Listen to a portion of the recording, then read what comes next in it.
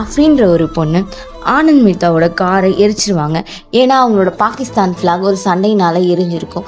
இவரோட காரை எரிச்சதுனால இவங்க கூட சேர்ந்து போராட்டம் பண்ண பசங்களை எல்லாம் போலீஸ் அரெஸ்ட் பண்ணியிருக்கோம். அரெஸ்ட் பண்ணவங்களை ரிலீவ் பண்ணணும் அப்படின்னா நீங்கள் ஆனந்த் மேத்தா கிட்ட சாரி கேட்கணும் அப்படின்னு அவங்க காலேஜ் ஒரு திடீர்னு சொல்லுவார்.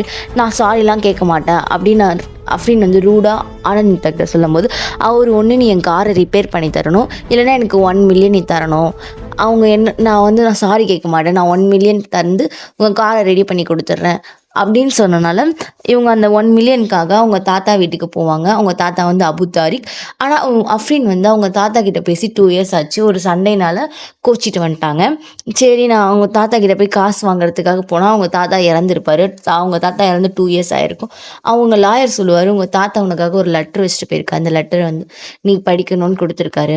அந்த லெட்டரை படிக்கும்போது அஃப்ரீனுக்கு தெரிய வரும், அவங்க தாத்தா ஒரு கஷ்டத்தோடு எழுதியிருக்காரு. ஏன்னா அவர் ராமுக்கு ஒரு ப்ராமிஸ் பண்ணி கொடுத்துருக்காரு, இந்த லெட்டரை நான் சீதா கிட்ட சேர்த்துருவேன் அப்படின்னு.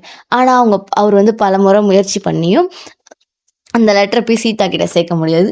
இந்த லெட்டரை நீ தான் எப்படின்னா சேர்க்கணும் அப்படின்னு சொன்னனால நான் இந்த லெட்டர்லாம் சேர்க்க முடியாது, எப்படி எலியும் புனையுமா இருக்கிற நாட்டுக்காரங்க ஃப்ரெண்ட்ஸாக இருக்க முடியும், ஒரு மெயில் டெலிவரிக்காகலாம் நான் போக மாட்டேன் அப்படின்னு.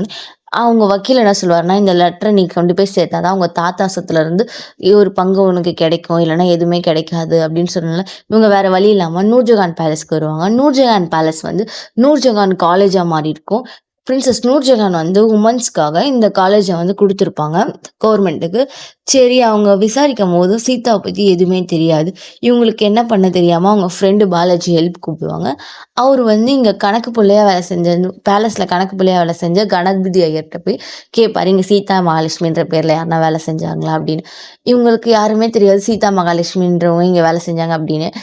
அதனால் என்ன பண்ணுறது அப்படின்னு யோசிக்கும் போது, சீதாவை பற்றி தெரிஞ்சுக்கணும் அப்படின்னா ஃபஸ்ட் இந்த லெட்டர் எழுதின ராம் பற்றி தெரிஞ்சுக்கணும் அப்படின்னு அஃப்ரீன் சொல்லுவாங்க.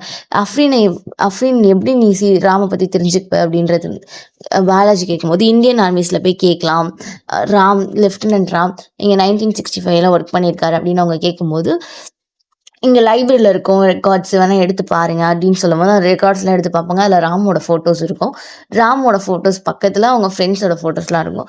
அங்கேருந்து ஒரு சோல்ஜர் இவர் என் ஃப்ரெண்டு தான், விகாஸ் வர்மா, அவரோட ஊர் எனக்கு தெரியும், நீங்கள் அங்கே போய் அவரோட டீட்டெயில்ஸ் ராமோட டீட்டெயில்ஸ் கேளுங்க, மேபி அவங்களுக்கு தெரிய வாய்ப்பு இருக்கா அப்படின்னு சொல்லி அனுப்புவார்.